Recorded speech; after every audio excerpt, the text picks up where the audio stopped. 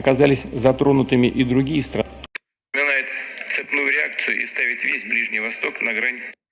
ازاي يا جنرال انت بتدعم اسرائيل، تمام، وبتقول لا مساس باسرائيل وبتستنكر اجتياحهم للبنان واجتياحهم لسوريا واجتياحهم لفلسطين، تمام، لا يتفقوا.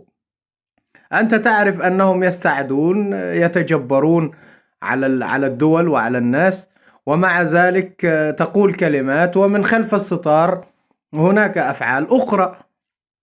يعني لا يتفقوا، يعني انك انت من وراء الستار تتكلم مع اسرائيل، واسرائيل لا مساس بها، وامام الناس تقول كلمات وتريد ان يصدقوك فيصل وفلان وفلان وفلان. الله يهديك يا جنرال، الله يهديك.